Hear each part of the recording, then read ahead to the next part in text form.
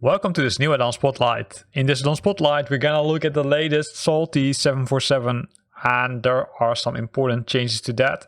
The first thing, which is really cool, is that they are now part of the FlyByWire installer.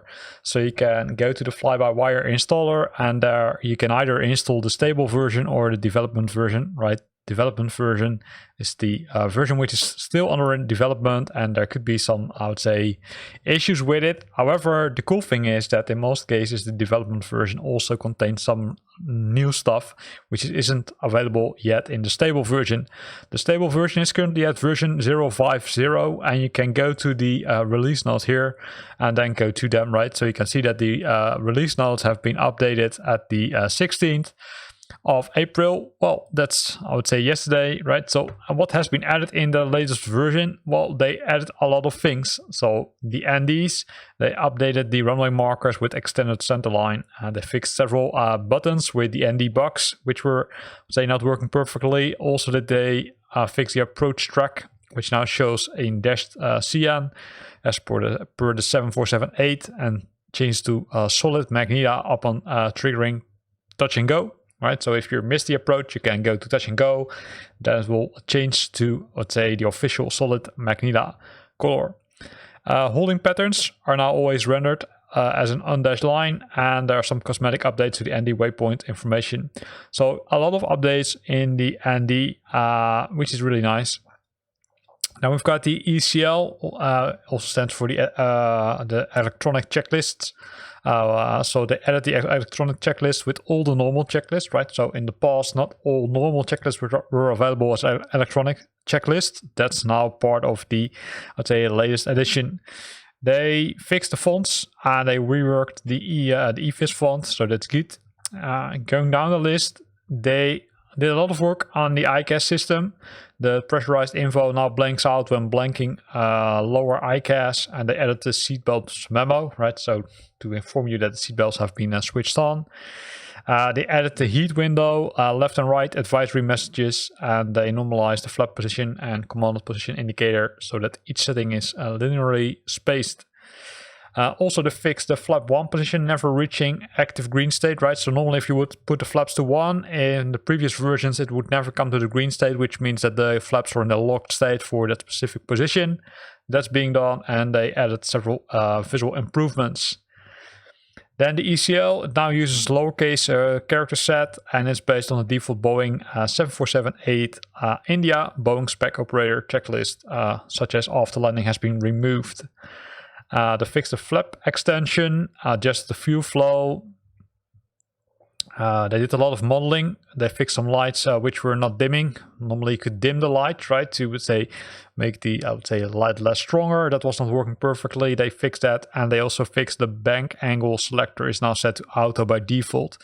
The bank angle selector, using that option, you can say limit the banking rate of the aircraft. With this one, it's now set to auto, so it will automatically figure out what the correct banking is. Then there are tons of FMC updates, including the improved LNAV turn tracking. The FMC also accepts flaps 10 and 20 as valid takeoff settings, right? Using the flight management computer, you can configure what the takeoff settings are. Now it also accepts flap 10 and 20. And there's now an optional support for syncing the Microsoft World Map flight map. So that's cool, because in some cases with some add-ons you can't sync the let's say flight which you configured in a world map into the FMC. That's now being also part of it, which I would say is a valid, would say is a useful feature. Although probably most of us are not using a world map for flight planning. But I would say this would be a great addition once this feature, or once this airplane hopefully comes available somewhere in the future on the Xbox. They fixed the incorrect throttle and throttle rev indications in the VNAV and the flight level change, and several other changes. I'm not going to the full list, but it looks like that mainly they've added several things like ETAs which were not correctly would say being displayed. The position reference pages have got updates, minor updates for some of the pages. So a lot of cool stuff. And that will bring us to the Autopilot section. And here we see also tons of changes, including the issue that you can't activate the Autopilot when there was a mode change while it was disabled. That's now being done. And the flight level change now correctly opens the speed window in the last FMC command switch, switching from VNAV. They fixed the speed window not opening. So they fixed several things here. That's really cool. Also decycling the flight director on ground causing Autopilot to go into the takeoff thrust in some circumstances. And also the behavior above using the Autopilot when engaging it above 400 feet on takeoff. Touch and go no longer engages the auto throttle in speed mode, so that's something to be aware of, and it's now possible to fly in ILS without selecting an approach. That's cool. So in the previous, let's say, versions, you needed to select an approach, right, which you would normally also do. But in this case, what they did is they now simply let you, let's say, tune into ILS and then use the ILS approach without tuning into or configuring the approach mode. Then the VNAV. VNAV, again, tons of changes. So they added navigation performance skills. They added the automatic throttle idle at 25 on landing. They added support for localizer, NDB, and VOR approaches. This, I would say, could be interesting. And they added the VNAV path deviation indicator to the ND display. So a lot of fixes here, also related to, let's say, probably navigation, but also the multiple, I would say, landing options like the air nav, etc. So that's cool to see that they've spent, say, a lot of time on that. Then the PFD display, that one contains some issues which they fixed, including the heading buck and dash line no longer displays when the IRS is not aligned, and the MCP. Also, some new fonts. They fixed the IES Mac mode text alignment. Also, they, I'd say, fixed the sounds for the Autopilot disconnect, the master caution sound, and the C-chord alert when approaching the MCP altitude. And they added pulse at TD feature. Not sure what that stands for. And they did a hard fork, right? So that's something which you need to be aware of. And that's what I'm also going to show you in a few seconds, is that they did fork or they did split the aircraft completely from the original SOO 747, which means that all the developments are not longer, I would say, adjusting the default 747, but they only apply to the salty 747. So let's switch to Flight Simulator and see how it looks like. So here you can see Flight Simulator, and here you can see the aircraft, right? It's already being selected. So normally what you would do is you would select the default Boeing 747, right? So let's search for Boeing, makes it easier. You would select this one. But due to the hard fork, what now happens is that they only make changes to their own aircraft. They did actually did the same as the A320, right? The A32NX by FlyByWire. They configured or they added their own aircraft, which means that also all deliveries need to be redesigned. So be aware of that. If you're using, I would say, a livery, third-party livery, then you need to say re-download it and make sure that it's compatible with the Salty Simulations one. So by default it contains two liveries, the default one and the Salty Simulations. So if you go to Flight Simulator 2, I'll show you in a few seconds, then you will find, I'd say, several new add-ons. So let's do that. So we're on Flight Simulator 2, and if you go to the livery section, you will find the Salty Simulation B7478 there. And there you will find, up to now, there are 2 pages of add-ons. Be aware that some of the add-ons claim that they're compatible with the new Salty plugin, but some of them are not. So take a look at it and decide which one you want to use. That's the first thing.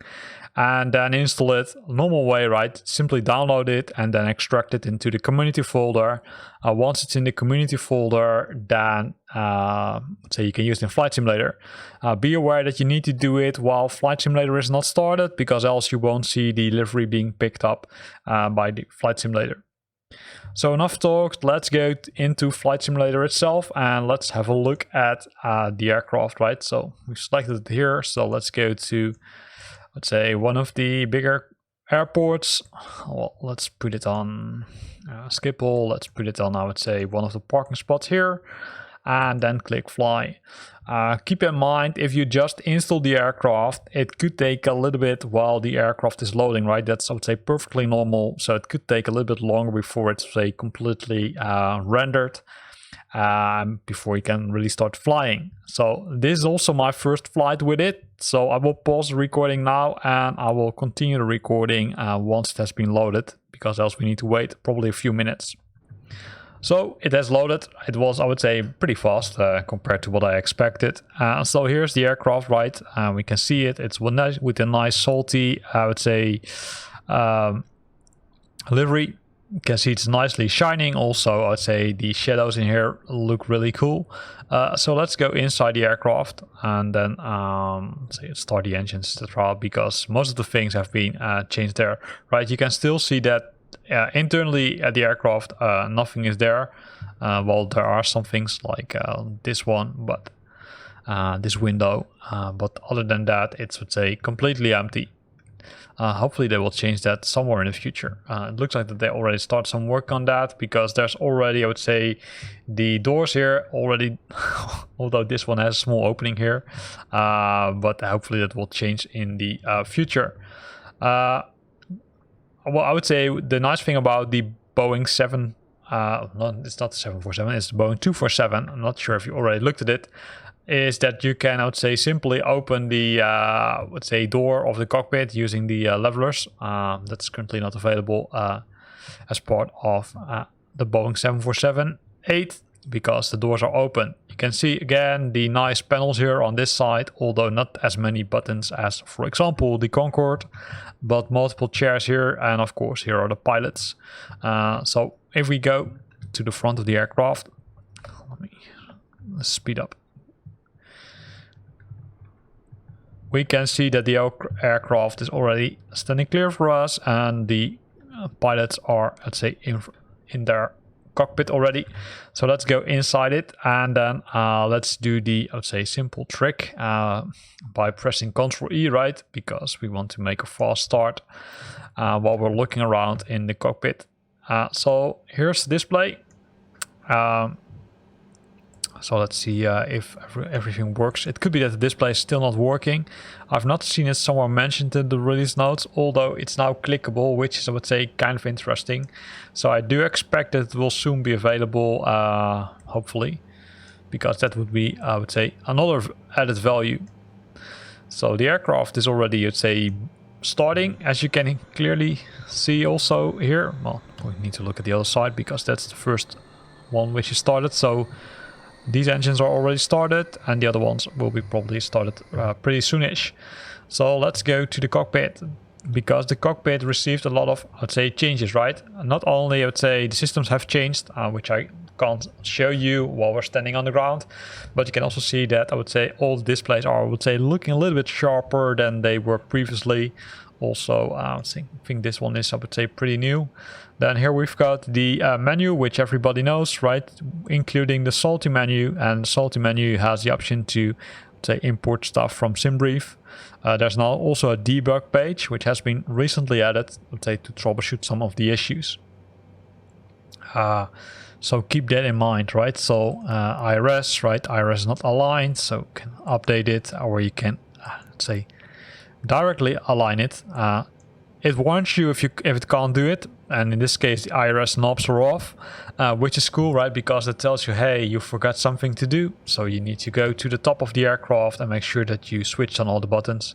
And while we're doing that, let's look at the top of the aircraft. Again, really impressive, right? I would say the same thing as, or the same time as the A320 NX, which also has the IRS buttons, which are, I would say, really cool and also working. All the other buttons there, I would say, it looks like that they did some polishing on this, because it looks, I would say, pretty sharp. So let's see if we can IRS update the IRS. Here it says aligned, right? So that's good. Then we go back to the options. Also, another option is to change the units, although there's not really a change because you can only, I would say, change, or you can change it to kilogram or to lbs. It would have been nicer if those were 2 options, but that's it. Sim brief, right? You need to enter your sim brief ID, and that's can be used. The ATIS source has multiple options, either VetSim, Pilot Edge, eval, or the FAA. By default, it's set to FAA, which is US only, so be aware of that. Our debug page, as we already mentioned, that will automatically activate the debug page here. If you want to switch it off, simply click it again and it will go away. Here are the pilot visibilities, including the flight plan sync with the world map, right? That's one of the options which they refer to. By default, it's set to off. So if you want to, I would say, use it, you need to set it to on. Then you need to restart the flight to make sure that it applies the flight plan, which you configured in the world map, directly to the aircraft. So be aware of that. That's something which you need to be aware, keeping in mind. Then the pause the auto pilot at TD, top of descent. Probably stands this for, I'm not 100% sure. That's by default being switched off, but you can switch it on, right? So a lot of options being here. So we're gonna say clear the message here. So all the options can be found in the salty options menu, because by default it will, I would say, not load the plan from Flight Simulator, but it will simply use the SimBrief integration, which you probably prefer to use. So let me give a short demo about the salty add-on, right? So let's do that while we're talking. So we need to go to MISC, switch this one to on, and then say, okay, hey, we want to return to the options. Then we need to restart the flight. So go back to the main menu and then simply program a flight pretty quickly and then see how it looks like in the salty for 747. So we're gonna go from this one and then we're gonna go to, well, let's go to, what shall we do? Cape Town. Could be a nice one. And then we're flying high altitude. You can see that I configured the flight now nicely. It's a pretty long flight, as you can see, and then I simply press fly. It will load Flight Simulator again, and if we're lucky and if the option works as they describe it, it should now load the flight plan directly into the aircraft itself, which will save you a lot of time, of course, because if you need to program the flight each time, that will be, I would say, kind of a nightmare between brackets. So let's see. Still loading as we speak.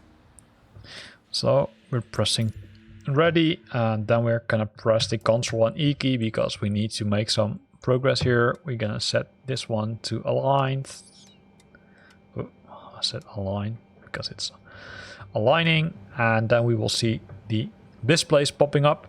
Here you can see the time of the alignment, right? Normally it takes 6 minutes, but with the option I just showed you in the flight computer, you can, I would say, force it to be directly engaged. However, normally you would say you've got enough time to do that because you've got some work to do.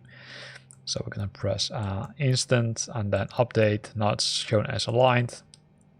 And we can go back to the options, right? There's nothing we need to do here unless you want to go, I would say, to some of the other options like the position in it, etc., which you normally would do as part of your preparation, right? So here's everything.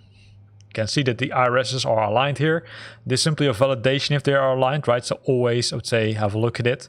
Once you've done that, you can go back to the default, I would say, page or the initial page.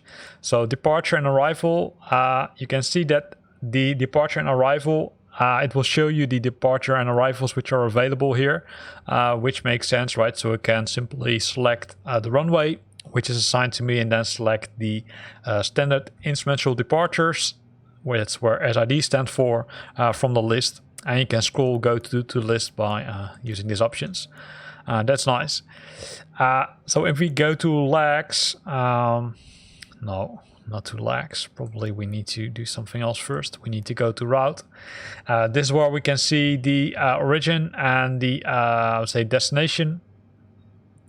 And that's good. Perf init. You can configure the performance settings, which I'm going to skip for now. Thrust limiter. Also going to skip them. Takeoff. We can define the flaps, and this is where they mentioned, hey, initially you could configure only, I would say, certain flap sets, but you now can also, for example, put in flaps 20, and it should accept it, right? So be aware of that. So that's good. Then they've got, go to it, the fix button doesn't work, the route button does work. It does not have, I would say, an alternate flight plan, right? So keep that in mind. If you press it, it will not work. Make sure you press execute. Lags, it only shows one lag, which is, I would say, a little bit weird. I would expect that they would have added everything here. But probably we're doing something wrong. So what we're gonna do is we're gonna use the options here. We're gonna define a runway, then we're gonna press execute. And the reason why we're not using this one is because this one normally pulls the data from SimBrief, and that's of course not what we want to do currently. So we can go to route 2. Route 2 isn't working also. So let's have a look at the route itself. Yeah, it's kind of weird because I would expect that the flight would be available here, but it looks like that they, well, that something is missing. So let's go to the progress report. Yeah, here you can see that only has the initial waypoint and then the end waypoint. So it looks like that the functionality requires some fine tuning to happen. Unless, of course, what I can do is I can still import it, right? So let's go to what was it?